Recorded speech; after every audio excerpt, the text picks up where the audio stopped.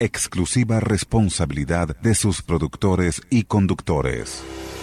A continuación, la hora del diálogo.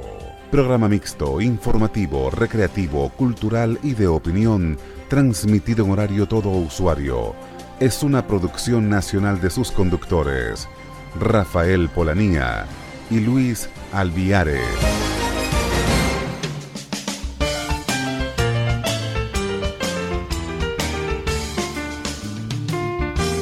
Sintonía 1420 AM presenta La Hora del Diálogo con Luis Alviares y Rafael Polanía.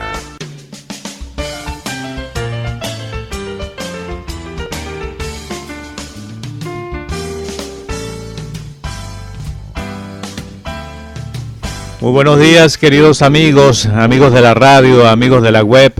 Nos complace mucho estar en el día de hoy con ustedes, hoy viernes 18, Luis, con esa comunidad ecuatoriana y con los venezolanos que están ávidos de conversar y de noticias nuevas. Y ojalá pudieran llamarnos para darnos unas buenas noticias, porque realmente el país está estremecido. Pudiéramos decir, pues, el hecho que ocurrió en Puerto Ayacucho, en la capital del estado Amazonas, ha consternado definitivamente al país y al mundo entero. Pero bueno, en el día de hoy, justamente hoy 18 de agosto, tenemos el placer de compartir para ustedes en la presidencia la doctora Mireya Obregón, en la gerencia de producción la señora Toti Pocaterra, y nuestro amigo en los controles, Luis Guillermo. Y asimismo, pues, Rafael Polanía, certificado de locución 34.221 de la Universidad Central de Venezuela, y el locutor y su amigo Luis de siempre, Luis Alviares, 7.470. Buen día, Rafael, ¿cómo estás? Sí, buenos días, Luis.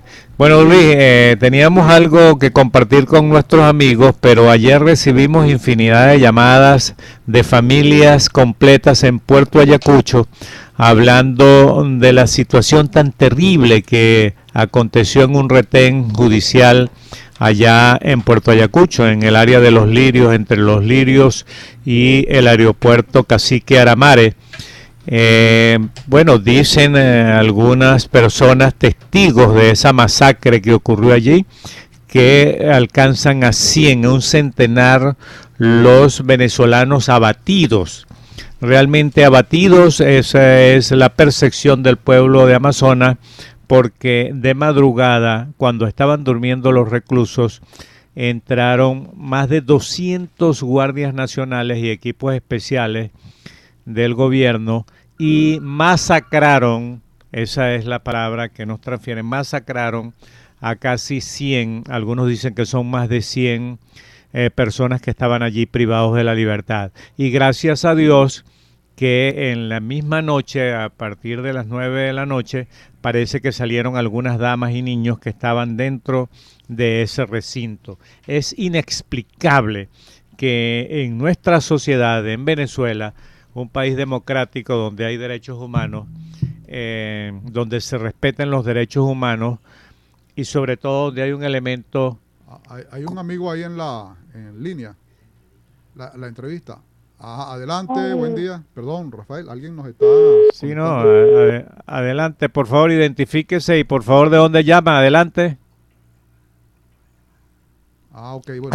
Parece que se le cortó, vamos a ver si el amigo vuelve a llamar. Seguramente. Sí, bueno, realmente esa es la terrible preocupación, Luis, porque hace algún tiempo Venezuela ha venido sufriendo de algunas calamitosas situaciones dentro de las cárceles. Ya se habla de los pranes que tienen unas asociaciones para delinquir, salen los reclusos en horas de la mañana a cumplir ciertas funciones de delincuencia organizada, regresan en la tarde, etcétera, etcétera, y parece que los pranes se han impuesto definitivamente y han ocurrido que se ha descubierto tumbas comunes con 50, 60 personas enterradas en una fosa común en la Penitenciaría General de San Juan de los Morros, en el estado Guárico, ha ocurrido, y el pueblo venezolano y la sociedad internacional no ha tenido una respuesta precisa, exhaustiva, concreta de lo que ha pasado allí, porque si alguien tiene responsabilidad de cuidar de la vida de un privado de libertad, es el gobierno nacional, eso está constitucionalmente establecido, y el pueblo venezolano exige una respuesta concreta. Parece ser que hace algunos meses se intentó hacer una racia allí y se utilizó la Fuerza Armada esa prescrita en Colombia, el FLN. Parece que miembros de esa guerrilla colombiana entró allí a ese mismo recinto y hubo un intercambio de disparos entre los reclusos que estaban armados y los guerrilleros, y hubo bajas de parte de los guerrilleros, pero no pudieron lograr el objetivo de acallar lo que había allí, que no sabemos exactamente qué es lo que había en ese centro penitenciario.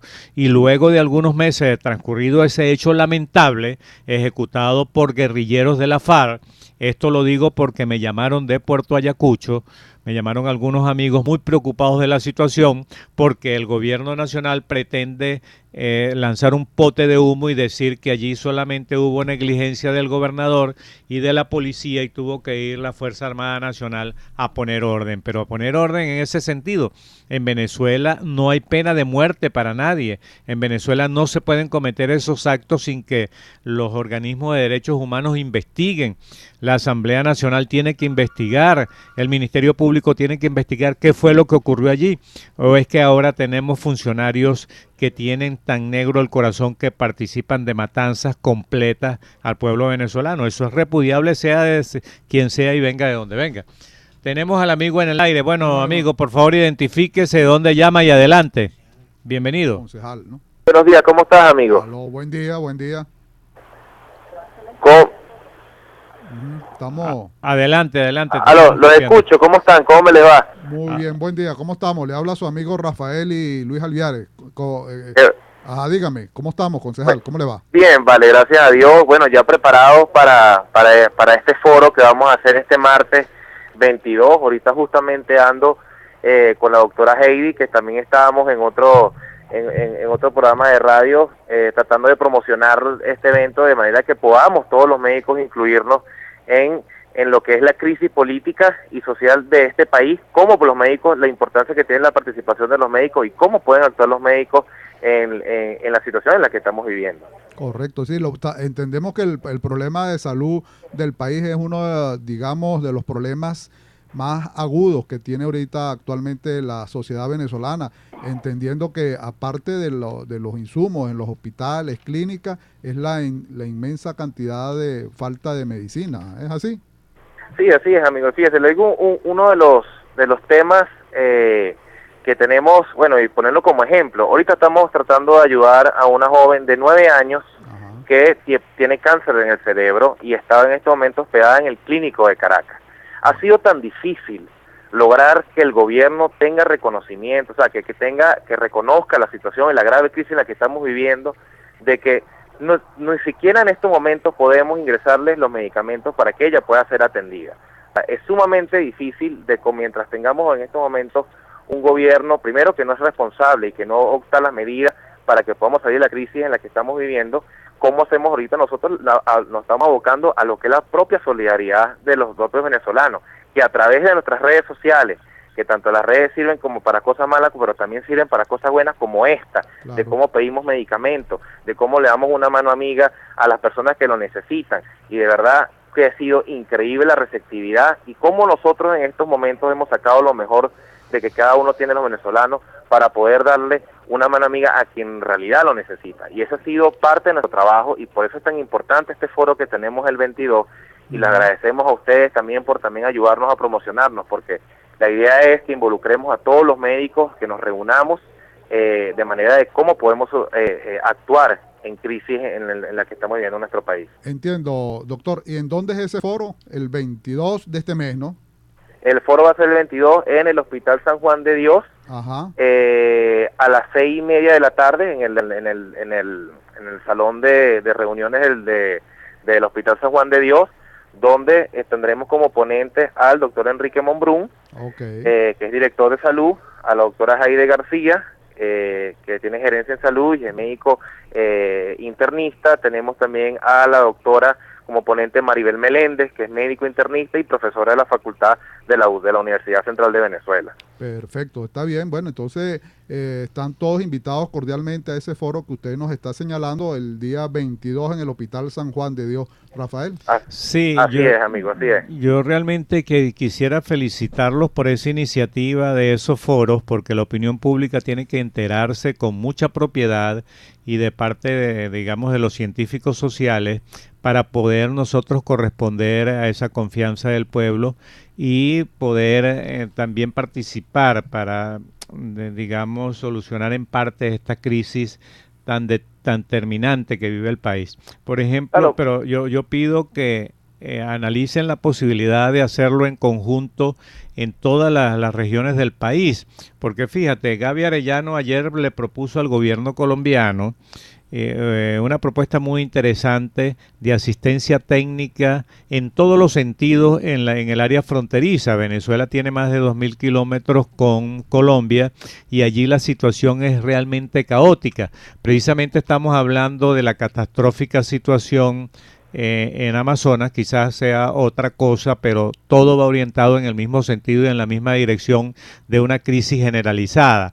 En Amazonas hace 2 días hubo una masacre a unas personas, unos venezolanos retenidos en un centro de retención. Entró de madrugada la Guardia Nacional y equipos especiales y masacraron más de 100 venezolanos.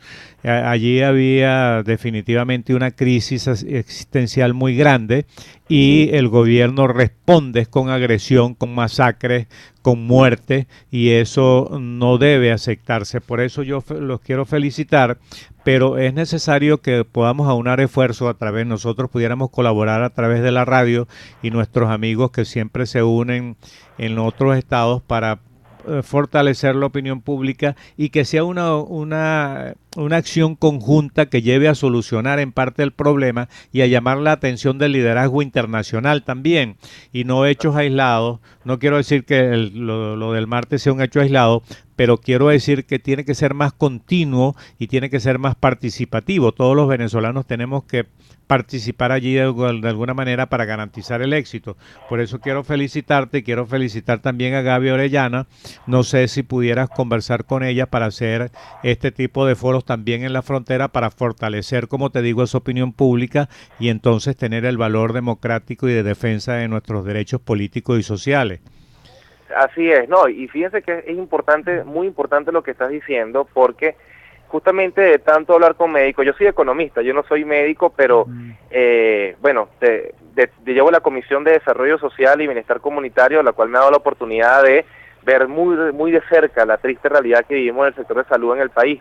Pero es importante porque muchos de los médicos con los que estamos, bueno, buscando involucrar, que además que muchos quieren participar, y eso hay que darle gracias a Dios, y te lo digo de ese sentimiento venezolano, de esa parte humana, de cómo los últimos meses hemos visto lo mejor de cada venezolano, sobre todo en preocuparnos por unos los otros. Es que Colombia también justamente en el proceso fronterizo también ha logrado ayudar en materia de medicina a los propios venezolanos que están ahí. Es lo propio el cuento que cuentan todos los médicos que hemos tocado, de cómo se ha buscado medicinas en la propia frontera con Colombia cuando aquí en el país no se consigue. Entonces imagínate cuando hablo de que tenemos que reconocer el problema real, y el problema aún no se reconoce cuando no hay una apertura del canal humanitario y se nos está muriendo la gente en los hospitales. Y esto no es un tema de que si tú eres de un color y yo soy de otro, porque aquí ningún médico le estamos preguntando de qué partido es, porque el hambre y la enfermedad no tienen ni horario ni fecha en el calendario. Y fíjate lo difícil que ha sido nosotros atender un caso ahorita como el de Valeria, que tiene 9 años, tiene cáncer cerebral, y qué difícil ha sido pasar los medicamentos para el propio clínico, porque ahora para pasar para el clínico de la UCB tienes como si estuvieses entrando no sé, un establecimiento de seguridad, porque tiene como 3 paradas de seguridad. Oye, pana, ¿sabes? Estamos buscando una ayuda para una persona que gracias a través de las redes sociales todo el mundo se ha involucrado a por lo menos a darle la medicina que hace falta, la ciprofloxacina, bueno, y cantidad de medicina que hemos podido recolectar entre los propios vecinos, los propios médicos que están trabajando con nosotros para que por lo menos Valeria pueda salir con vida de ahí, que lamentablemente ahorita está en una situación luchando entre la vida y la muerte. Entonces, parte como un solo caso que te estoy contando, que lo vivo en vida propia.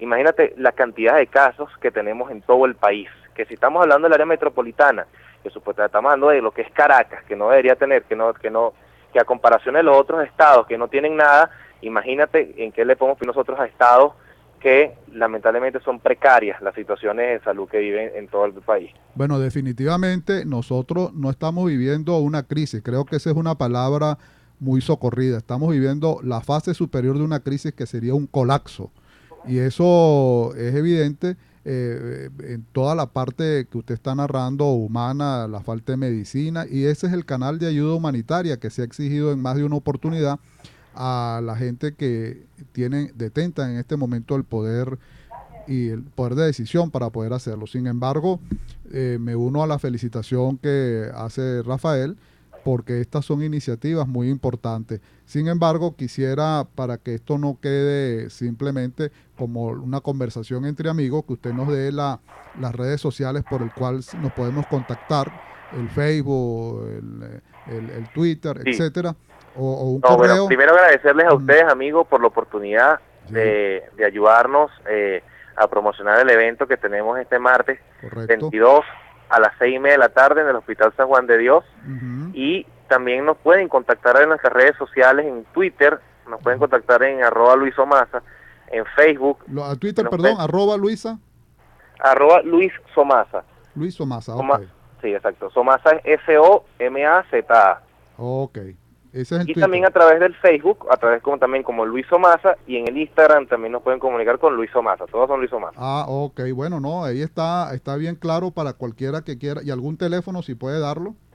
Sí, nos pueden comunicar al 0414 0414 232 232 55 55 23. 23. Bueno, me complace en realidad que podamos, a través de las amistades y de los grupos con el cual tenemos contacto, extender la información, porque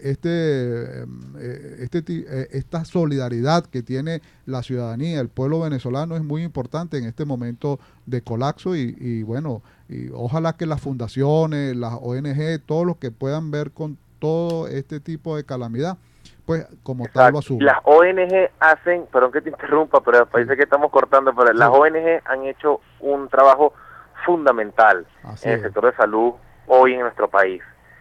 ONG como se nos ayuda, de que solamente ahorita lo explicábamos, que la orientación es tan importante en estos momentos en las personas que lo necesitan, simplemente para saber cómo actuar o también para prevenir. Correctamente. Bueno, no, y entonces, en verdad, pues aquí nosotros siempre lo hemos señalado, que esto ya no es como usted lo decía anteriormente, no es algo de colores políticos ni nada por el estilo, puesto que la ciudadanía venezolana, nosotros nos encontramos acorralados por el hambre, la miseria y la inseguridad. Y cuando decimos la inseguridad, es esto mismo, no solamente es el hampa en la calle, sino también la falta de medicina en los centros, y la posibilidad de que la gente, es un derecho humano elemental, que la gente tenga acceso ante una enfermedad cualquiera, de una medicina, es más, eso está en la Constitución, para decirlo en otras palabras, que el Estado debe garantizar la salud y el bienestar. Y ahí es donde estamos. En este momento estamos parados ahí, en no seguir por este barranco donde nos estamos deslizando. Sí, queremos decirle a nuestros amigos, sobre todo aquellos que acaban de sintonizar, que estamos en una conversación muy interesante con el concejal Luis Somasa, de la alcaldía del distrito Sucre. Él es presidente. De Baruta. De Baruta, cierto. De Baruta, bueno, corrijo. Fuimos distrito Sucre hace mucho tiempo, pero ahora nos vemos municipio de Baruta. Baruta. Y eres presidente de la Comisión Humanitaria de Bienestar Comunitario. Sí, Desarrollo Social. Y Desarrollo Social en Baruta.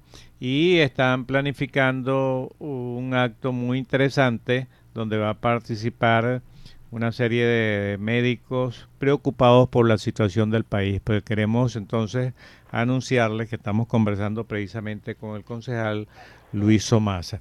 Luis, realmente aquí tengo el artículo 62 de la Constitución que dice que todos los ciudadanos tienen el derecho de participar libremente en los asuntos públicos, directamente o por medio de sus representantes elegidos o elegidos.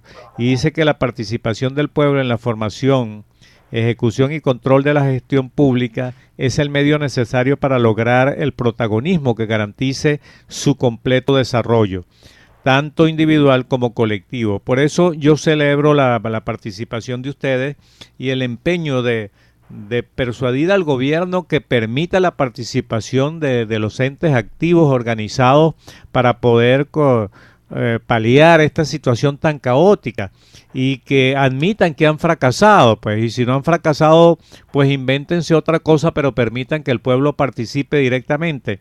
Nosotros cuando oímos las noticias precisamente de la zona fronteriza, donde cientos de miles de venezolanos están viviendo gracias pues a la benevolencia de la Iglesia Católica en Cúcuta, que hace ollas comunitarias para que cientos de venezolanos vayan allí a tener un alimento diario, una comida diaria.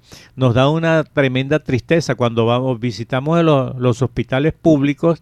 Vemos que no hay posibilidades de que los médicos puedan realizar su trabajo por negligencia precisamente del gobierno nacional y de las políticas públicas que han fracasado de manera rotunda. Entonces niegan la posibilidad de que el pueblo participe directamente con sus líderes como ustedes para hacer este tipo de acciones que permita llevar una respuesta positiva y entonces salvaguardar un poco la responsabilidad que tenemos como pueblo. Por eso yo lo celebro y vamos a participar con ustedes en lo que sea posible. Pero es bueno contactar con el Colegio Médico en todos los estados para que sea una acción generalizada en el país, se note la presencia y tú sabes que en la unión está la fuerza y el objetivo se lograría a través de todo. Me imagino que lo tendrán en mente, pero es bueno que lo realicemos de esa manera. Lo que quiero decirte es que nosotros estamos a la orden para comunicarnos con nuestros colegas radiodifusores para poder difundir esas noticias importantes de organicidad en ese sentido, ¿viste, Luis? No, bueno. Y de verdad que agradecido porque en este momento, como tú mismo lo dices, necesitamos la ayuda de todos. El hambre y la enfermedad no tienen horario ni fecha en el calendario. Cuando llega y ahí tenemos que estar nosotros con nuestra responsabilidad como ciudadanos, porque son nuestros propios hermanos quienes están hoy padeciendo de cantidades de enfermedades y no tienen esas cantidades de respuesta que necesitan. Ahora, todos tenemos un número y en cualquier momento nos puede tocar a nosotros y nosotros tenemos ahora que organizarnos, que programarnos también como venezolanos y como profesionales, justamente para atacar esta crisis tan grave que tenemos en estos momentos y presionar a quienes tienen la responsabilidad, como bien lo leímos ahorita, como ustedes lo leyeron, de garantizar el sistema de salud en nuestro país, que hoy está crítico el sistema de país, porque ni siquiera ni lavan ni prestan la batea. O sea, ni quieren ayudar, ni tampoco se dejan ayudar. Entonces, la única herramienta que tenemos ahorita entre nosotros es nuestra solidaridad y nuestra acción que tengamos nosotros social en este sector de salud. Y te lo digo, mira, yo no soy ni médico ni especialista en salud, pero todos los días veo la realidad y digo, bueno, no me puedo quedar de brazos cruzados, así yo no sea médico. ¿Qué estamos haciendo en este momento? Bueno, involucrar a los especialistas, como los que van a estar en los ponentes en este foro, y la idea no es que solamente quede en este foro, es que le podamos dar la continuidad y poder realizar estas mesas de trabajo donde podamos seguir abarcando y uniendo a este sector de salud para poder por lo menos sustentar un poco la crisis en nuestro país. Bueno, Luis, esto es algo muy importante porque en realidad ese es, vamos a decir, el primer paso de una gran avanzada en ese sentido y acabas de señalar dos valores muy importantes que tiene, que es la mayoría inmensa de venezolanos, la solidaridad. Y bueno, no sé si quieres decir algunas otras palabras para irnos al corte y bueno, y agradecemos tu llamada y por supuesto vamos a promocionar ese foro que es el martes 22 a las 6:30 en el Hospital San Juan de Dios con los doctores que nos acabas de señalar. Así es, amigo, ¿no? Y agradecido por esta entrevista. de verdad agradecido con todos los medios de comunicaciones que nos están apoyando. Para nosotros esto es muy importante, de verdad que, y creo que va a ser un foro donde le va a ser mucha ayuda para el país, ya que en la situación en la que estamos ahorita no podemos seguir viendo el problema desde nuestra ventana. Yo creo que ahorita es el momento de empezar a involucrarnos, sobre todo en el sector médico, para poder crear estrategias para solucionar o por lo menos presionar a quienes son responsables a que acudan ante el llamado, que es lo que están haciendo los venezolanos que están hoy padeciendo en nuestros hospitales sin medicamentos y sin ningún tipo de atención. Así que muchísimas gracias, hermanos, por toda la ayuda que nos están dando. Muchas gracias al concejal Luis Somoza. Y queríamos invitarte, ya tienes los teléfonos de la radio, para el domingo a las 3 de la tarde pudiéramos hacer un nuevo contacto para ver cómo va el avance de ese foro tan importante que van a sostener el martes 22 en el Hospital San Juan de Dios a las 6:30 de la tarde. Saludos. Si quieres comunicarte con nosotros sí. el domingo, bueno, que estés muy bien. Un abrazo, hermano, y gracias por todo. Un fuerte abrazo. Nos vamos al corte, Luis.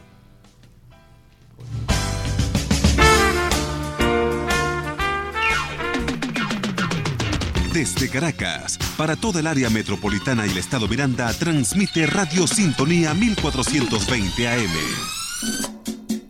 Te invito a sintonizar todos los viernes de 10 a 11 de la mañana la hora de Natalie, por aquí, por Radio Sintonía 1420 AM y por la web sintonía1420.com. Es un programa versátil e interactivo, apto para todo público. Un espacio lleno de información y entretenimiento, entrevistas, apoyo al talento nacional e internacional. No dejes de escucharlo, la hora de Natalie. Sintonía 1420 AM te invita a escuchar Aquí Entre Nosotras, una amena revista dedicada a las mujeres, donde su conductora, Mariela Vargas, junto a sus invitados, conversarán sobre salud, noticias, arte, farándula y espectáculo, belleza, moda, pareja, psicología, horóscopo, música y sobre todos esos aspectos que la mujer de hoy desea conocer. En Aquí Entre Nosotras lo podrás conversar todos los viernes a partir de las 11 de la mañana por Sintonía 1420, la radio que tú escuchas porque te escucha.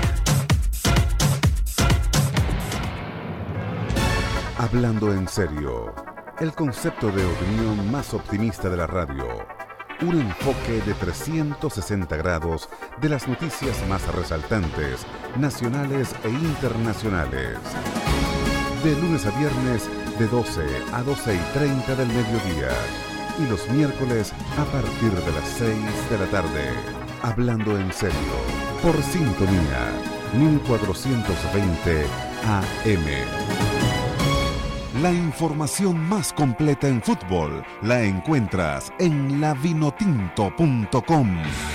Análisis, comentarios, noticias, opinión.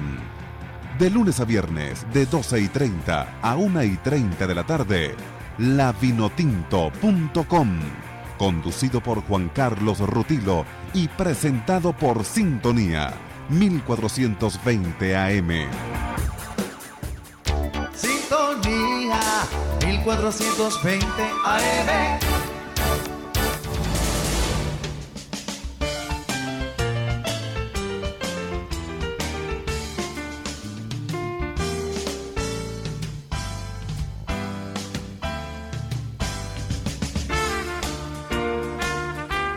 Bueno, estimados radioescuchas, acabamos de regresar del corte comercial. Estamos en Radio Sintonía 1420 AM.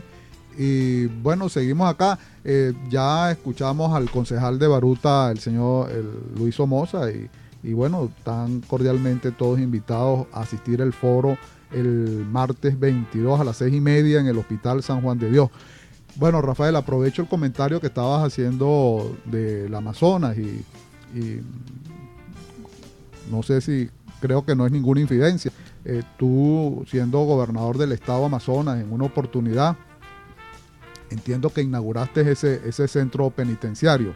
En todo caso, el estado Amazonas es un estado muy importante, no porque esté al sur del país está olvidado, es un estado, diríamos que muy rico también, no solamente en biodiversidad y desde el punto de vista etnológico, sino es un estado muy importante y inmenso de nuestra geografía.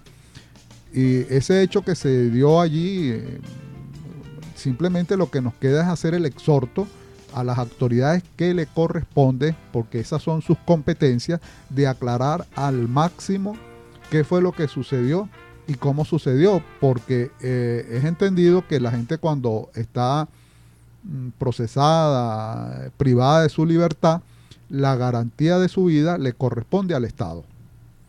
Entonces, un hecho bochornoso, por decirlo menos, de esta naturaleza amerita una investigación y los responsables, quienes sean, no sé yo, ¿no? Porque obviamente no hay una información clara, precisa al respecto.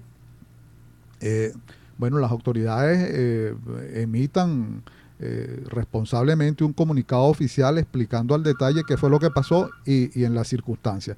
Pero bueno, ya eso quedará para otro momento y eso quedará para una evaluación posterior y lo que decimos y sentimos desde acá es que este tipo de hecho no debe volver a ocurrir y aunque pueda ser algo que a veces no le presten atención, pero es así, esto no debe ocurrir en un país moderno, una sociedad moderna y con un Estado que sea de derecho. Bueno, Rafael, sí, realmente tú lo acabas de decir, Luis. Yo estuve allí, tuve la responsabilidad de ser gobernador en el estado de Amazonas y ese centro penitenciario lo construyó Jaime Lucinchi y lo inauguramos con el último gobierno del presidente Carlos Andrés Pérez. Allí, como un estado, había realmente responsabilidad de gestión, había una planificación sobre el estado que se quería en Amazonas, pero después se distorsionó. Cuando este régimen llegó al poder, comenzó a distorsionarse la responsabilidad que había en los estados.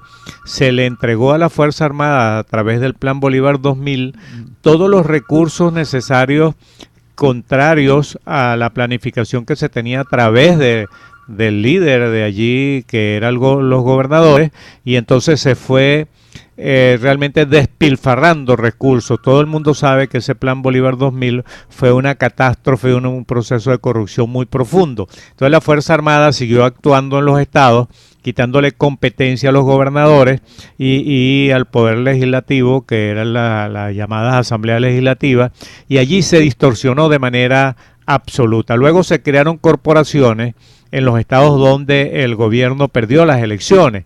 Allí se creó la Corporación para el Desarrollo de Amazonas, que dirigía una señora llamada Nilcia Maldonado, que quería ser gobernadora de Amazonas y fue rechazada absolutamente por lo poco de las bases del PSUV, y ahora hay un nuevo candidato a la gobernación. Pero lo que quiero significarte con esto es que cuando hay ese proceso que distorsiona realmente la cadena de mando de un Estado, la cadena de liderazgo y responsabilidades en un Estado, porque en Amazonas no solamente están las Fuerzas Armadas Nacionales que actúan allí como les da la gana, pasando por encima de la planificación que puede tener el gobernador. Está la Corporación de Desarrollo, esa que te decía que dirigió Nilcia Maldonado, que lo que hizo fue despilfarrar recursos, y está la acción de la Corporación Venezolana de Guayana, que tiene la responsabilidad del acueducto de Amazonas, de Puerto Ayacucho, y otra serie de responsabilidades. Allí hay un desorden administrativo absoluto. Ese centro penitenciario, que funcionaba perfectamente bien, fue dejado en el abandono porque era responsabilidad del gobernador, pero se le quitaron los recursos al gobernador, se le intervino la policía del estado, y la catástrofe que ha significado esa distorsión de la cadena de mando sin obedecer realmente a las leyes del Estado, a la Constitución y a las normas para actuar en función de la elección de gobernadores, entonces trae como resultado esas catástrofes tan grandes que ahora el Estado quiere pasar por encima con un pote de humo para que la opinión pública no se entere y exija responsabilidades. ¿Quién pudiéramos decir que es responsable allí? ¿Quién ordenó esa masacre tan absoluta? ¿Cómo vas tú a entrar a un recinto cerrado a las 4 de la mañana disparando contra todo el mundo, cientos de muertos amontonados unos encima de otros, y se ve que los acribillaron, y como dice la Sociedad de Amazonas de Puerto Ayacucho, fueron ajusticiados una vez que estaban heridos de muerte allí. Entonces es inconcebible que esto siga ocurriendo en un país que se llame democrático. Aquí hay un totalitarismo absoluto, aquí se actúa libremente. En Venezuela no hay pena de muerte y nunca habrá pena de muerte porque el venezolano es sensible frente a esos problemas, pero aquí tiene que haber un responsable. Por eso es que ese ataque sistemático al Ministerio Público tenía como objetivo crear 100% de impunidad y allí lo vemos, pues. Ahora resulta que lo que ha acontecido en el país contra el único organismo que pudiera poner orden aquí es controlado de manera absoluta por otro organismo que no tiene legitimidad alguna, que es la famosa constituyente, que es ilegítima en todo sentido, pues, y que el liderazgo internacional no reconoce ni reconocerá acto alguno emanado de esa institución. Bueno, Rafael, aprovecho porque, bueno, excelente tu comentario, sobre todo como podemos indicar, lo dices con conocimiento de causa, porque estuviste la administración del Estado Amazonas en una oportunidad, y bueno, lo que yo le agregaría a esto es que en la Constitución señala que inclusive una de las competencias que debe pasársele a los gobernadores son los recintos penitenciarios, lo cual el gobernador actual ahí, el señor Liborio Guarulla, de repente es como un convidado de piedra frente a todo este proceso, toda esta calamidad, y yo debo entender que las Fuerzas Armadas en un sentido deben estar subordinadas a la primera autoridad civil del Estado, que es el gobernador. O sea, es como decir, la primera autoridad civil del municipio es el alcalde, la primera autoridad civil de una gobernación es el gobernador. Entonces, el que esté destacado ahí, bien sea por la Armada, bien sea por la aviación, bien sea por la Guardia Nacional o el Ejército, debe estar a las órdenes en todo caso o trabajar coordinadamente con el gobernador. Pero bien, aquí clausuro el tema porque es un tema muy importante, muy interesante, ya lo hemos reseñado. Pero bueno, sigue otras noticias en camino porque, como siempre señalamos, nuestro país no es un país para que la gente esté aburrida, y lo digo con cierto sarcasmo, pero también con cierta bonomía, que aquí sucede una cosa, otra, más otra. Ahorita tenemos el tema político que no podemos, digamos, divorciarnos de esto, y son las famosas elecciones regionales, que de alguna manera hay gente que es partidaria de ir a las elecciones regionales y hay otras personas con buenos argumentos en ambos casos de no ir a las elecciones regionales. Mi opinión personal, y la comparto con el que la quiera compartir, es que nosotros, si decimos que la Asamblea Nacional Constituyente, de acuerdo al referendo de la consulta popular el 16 de julio, está desconocida, y nos ponen unas elecciones que en primer lugar iban a ser el mes de diciembre del año pasado, luego fueron diferidas para julio de este año, luego fueron diferidas nuevamente para el 10 de diciembre de este año, y luego de esto una asamblea que el 16 de julio quedó bien claro en el referendo o la consulta popular que iba a ser desconocida, entonces buscan adelantarla al 10 de octubre. Y eso ha traído un problema porque, en mi opinión personal, entiendo que un gobernador, si tú no le bajas recursos y no le das las competencias que en ley tiene, es un poco lo que estaba explicando Rafael. Entonces, simplemente se encuentra atado de mano y pie. Caso lo que está pasando aquí en el estado Miranda con Corpo Miranda, ¿cómo es que le llaman a este ciudadano? El Salvador de Miranda. Lo mismo hicieron allá en Amazonas, Corpo Amazonas, ¿no? Con la señora Nilcian Maldonado. Lo mismo podemos decir que pasó con la otra gobernación que tiene el señor Henry Falcón, allá en Lara. En fin, entonces, ¿de qué estamos hablando? De un Estado centralista que no es federalista, tal como señala la Constitución, y tenemos unos gobernadores que están ahogados. Ahora, nosotros tenemos de 23 gobernaciones, hay 3 que dicen que son de la oposición y 20 oficialistas. Yo diría que si de asistir a las elecciones regionales y ganar, digamos, en el mejor de los casos, unas 18 gobernaciones, unas 16 gobernaciones, o 20, no lo sé, bueno, estaríamos más o menos bailando en el mismo ambiente, entre otras razones, porque si vamos a decirlo así, el 95% de las divisas que le ingresan al país por la venta todavía del petróleo que nos pagan, entre otros los Estados Unidos, se queda en el nivel central y no bajan los recursos del situado constitucional, y ahí tenemos que entonces un agente del Estado, como es el gobernador, no tiene capacidad para pagarle a los maestros, a esto, a aquello, a todos los empleados. Queda para pagar nómina y muy poco para hacer obra. Y bueno, ahí está el problema. Yo lo que entiendo es que esto es más que todo promover un cambio de modelo político, y entiendo que la oposición, algunos opinan, y me inscribo en esa línea, de la gente que dice que aquí el problema es salir del problema de la democracia, se resuelve con más democracia, es plantearse unas elecciones generales, una mega elecciones.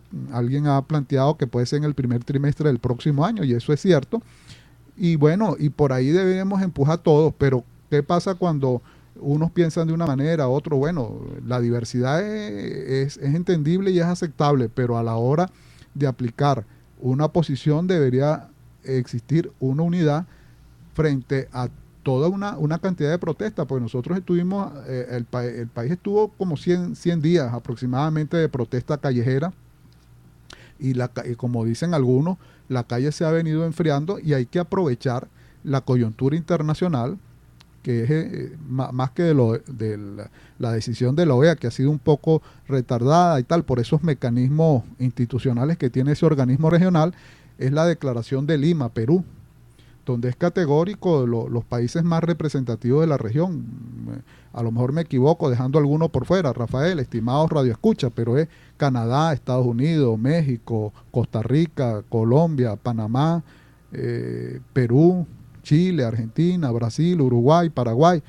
Entonces, bueno, están diciendo que no van a desconocer el proceso político de la Asamblea Nacional Constituyente. Entonces aquí, a lo interno, la oposición debe ser coherente con ese planteamiento. Bueno, bien, Rafael, sí, eso es lo que quería comentar. Como tú bien lo dices, Luis, el artículo 2 de nuestra Constitución, que está absolutamente vigente y que más del 95% del pueblo venezolano defiende de manera absoluta, establece que Venezuela se constituye en un Estado democrático y social de derecho y de justicia, que propugna como valores superiores de su ordenamiento jurídico y de su actuación la vida, la libertad, la justicia, la igualdad, la solidaridad, la democracia, la responsabilidad social y en general la preeminencia de los derechos humanos, la ética y el pluralismo político.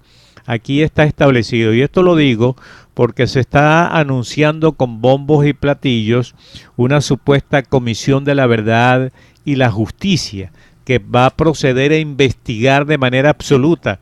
Yo le pido muy responsablemente a aquellos venezolanos que en este momento nos están oyendo y nos están viendo por las páginas web, por la comunicación que tenemos, que esta comisión de la verdad no se convierta en una comisión de la oscuridad, del crimen, de la impunidad y de la injusticia. Hay que tener mucho cuidado porque se están desacreditando las comisiones de la verdad, y estas comisiones últimamente se están instaurando solo para eso, para que haya impunidad, para que haya injusticia, para cometer crímenes. Ya hemos observado cómo hasta ahora ese ilustre venezolano que se llama Germán Ferrer, que es diputado por el PSV, ahora resulta ser que es uno de los bandidos más incómodos de toda Venezuela.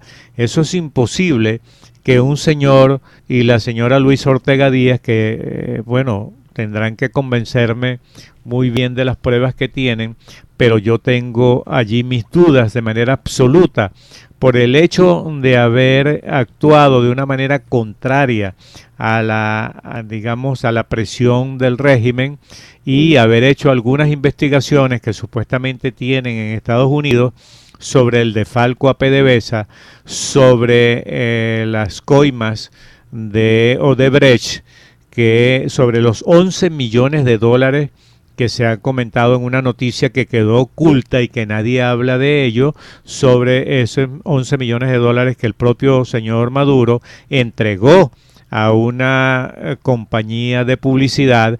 Todo eso hay que investigarlo y la fiscal general lo venía haciendo. Entonces ahora el problema es de el Ministerio Público. Mira, las sombras que rodean de manera grotesca la oscuridad de los señores que están en este momento en el gobierno, los lleva a involucionar, a dar un salto al vacío en el pasado y a actuar con el más acerbo primitivismo. Hay que tener mucho cuidado. Y esto lo digo porque aquí tengo los nombres que me acaban de pasar de esa supuesta comisión de la verdad. Tarek William Saab, Alfredo Ruiz, Larray de Boe, que es el secretario de la comisión, Carmen Meléndez, José Vicente Rangel Ábalos, que fue alcalde de Sucre, Luis Durán, del Comité de Víctimas, Maite García, Edgar Márquez, María Eugenia Rusián, Soraya Alascat, el padre Numa. Fundamentalmente le hago un llamado al padre Numa para que el odio no se apropie de la gestión que puedan realizar allí, porque ya esa comisión de la verdad está desprestigiada y tendrán que hilar muy fino. Está desprestigiada en primera instancia y después descartada, porque todo acto que emane de la Asamblea Nacional Constituyente es absolutamente ilegítimo, y lo que se está buscando es que esa instancia autorice al presidente de la República a seguir firmando decretos, a seguir endeudando al país, a conseguir créditos adicionales para despilfarrar o importar su revolución, y eso es absolutamente nulo, de toda nulidad, porque dentro de los puntos de la reunión de Lima hay una declaración de Lima que es muy contundente. Se van a desconocer todo aquello que no lleve la firma, la discusión y el visto bueno de la Asamblea Nacional como organismo que esa reunión de cancilleres extraordinaria decretó. Y bueno, ya ustedes saben su condena a la ruptura del orden democrático en Venezuela, la decisión de no reconocer a la Asamblea Nacional Constituyente ni los actos que se emanen de ella por su carácter absolutamente ilegítimo de nacimiento, de gestión y contraria a la propia Constitución. Su pleno respaldo y solidaridad con la Asamblea Nacional democráticamente electa por más de 14 millones de venezolanos, y los actos jurídicos conforme a la Constitución que requieran la autorización de la Asamblea Nacional solo serán reconocidos cuando dicha Asamblea Nacional los haya aprobado. Y el punto número 5, su enérgico rechazo a la violencia, a la cual cualquier opción que involucre el uso de la fuerza es absolutamente rechazada, como el acto de ayer, que fue una masacre, hace 2 días, una masacre absolutamente a los venezolanos, cuya responsabilidad de custodiar su vida y garantizar su vida es del Estado, y fueron absolutamente masacrados. Bueno, aquí tenemos, Luis, 16 puntos muy contundentes de ese liderazgo internacional que está por reunirse pronto en estos próximos días, y que ahora es más contundente porque algunos países del CARICOM, claros, absolutamente claros de la realidad que vive nuestro país, se están sumando, y esa es realmente la esperanza que tiene el pueblo venezolano de recuperar el orden constitucional, la democracia, la libertad y la independencia absoluta del pueblo venezolano. Bueno, claro, Rafael, es más, esa comisión de la justicia y la verdad en principio está sesgada, porque las personas que acabas de nombrar que conforman dicha comisión, todos son de una orientación política. Y claro, al ser todo de una orientación política, caemos en el cuento viejo aquel, se despachan y se dan los vueltos. Entonces, esto no puede ser así. Cuando la gente quiere ir a una comisión de la verdad, tiene que ser primero que todo imparcial, plural y, por supuesto, tener una base de legitimidad que sea reconocido por, digamos, por los sectores que estén involucrados en conseguir la justicia y la verdad. Y evidentemente no se muestra eso con el sesgo con que está. Y entiendo que que el problema nuestro es un problema político, es un problema de acuerdo, y así lo hemos hablado y lo hemos dicho en reiteradas oportunidades, pero hay que seguirlo diciendo. El problema de la democracia se resuelve con más democracia, eso es con más participación, con más pluralidad y sobre todo con más alternabilidad, porque uno cuando escucha a la gente que está desde nuestro punto de vista mal gobernando el país, caramba, parece que estuviesen llegando al gobierno el mes pasado. Dice, vamos a hacer tal cosa y vamos a hacer cual otra y es una guerra económica, pero ahora sí, bueno, yo me pregunto siempre, señores, ¿quiénes son los que han administrado el país de manera absoluta y tienen el control de los puertos, los aeropuertos, de las divisas, el control de cambio? Son ustedes. Y por aquí ha pasado toda una inmensa masa de dinero en dólares. ¿Y en dónde están las obras? ¿Dónde está lo actuado? Entonces, es ahí donde cuesta un poco entender que cuando nos quieren vender, vamos a pasar de un modelo rentista a un modelo productivo. Cuando yo escucho eso que lo dijo el señor Aristóbulo Isturi y otros voceros más de la gente que mal gobierna en el país, bueno, la primera pregunta es, señores, pero ¿por qué han confiscado o han quebrado todo el aparato productivo? Entonces, ¿cómo quieres pasar? Porque eso no lo entiendo, al menos que haya una explicación ahí difícil. Bueno, no lo entiendo, pues simplemente. ¿Cómo tú vas a quebrar el aparato productivo? ¿De cuántas empresas habían aquí cuando ellos llegaron? Como unas 12.000, 13.000, 14.000. No lo sé exactamente el número. Siempre la gente de Conindustria lo señala. Y hoy en día apenas sobreviven unas 3.000, 4.000. Es decir, lo que hay un cementerio de empresas y el Estado cada vez abarcando, cada vez más creciendo y cada vez se vuelve como un elefante paquidérmico, pesado, como un rinoceronte, que no, aunque los rinocerontes en la selva se mueven mucho, pero este es un rinoceronte pesado que no tiene posibilidad de moverse mucho y cada vez pesa más la inmensa burocracia y sobre todo algo que simplemente voy a dejarlo en el enunciado, en el título, y es el siguiente. Aquí el problema es de dinero y es un problema muy fuerte y lo digo porque dice, yo creo que esto no es una crisis, es un colapso, estalla, sin alimentos, sin dinero y sin gasolina, se puede leer en el Z del señor Alex Vallenilla. Entonces, nosotros, ¿qué es lo que tenemos? Bueno, un Estado que ya se ha señalado en más de una oportunidad fallido. ¿Y por qué fallido? Bueno, por lo que estamos conversando siempre todos los viernes en su hora del diálogo y la hora del Ecuador y en otros programas más de opinión que hay algunos, que es la falta de responsabilidad y la falta de atención al ciudadano. Y esa es mi reflexión, Rafael. Sí, realmente, bueno, para ir cerrando por lo implacable del tiempo, Luis, nosotros nos vamos a despedir de en lo adelante siempre con un artículo de la Constitución, y el artículo que está vigente, que está latente y que tiene que permanecer en el corazón y en la mente de todos los venezolanos es el artículo 347. El pueblo de Venezuela es el depositario del poder constituyente originario.